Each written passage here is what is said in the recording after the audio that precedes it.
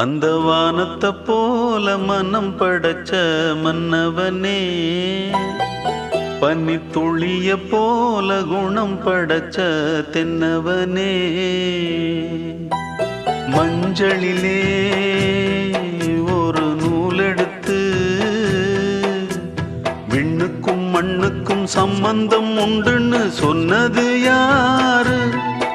அது மன்னவன் பேரு. அந்த வானத்தை போல மனம் படைச்ச மன்னவனே, பனித்துளிய போல குணம் படைச்ச தென்னவனே.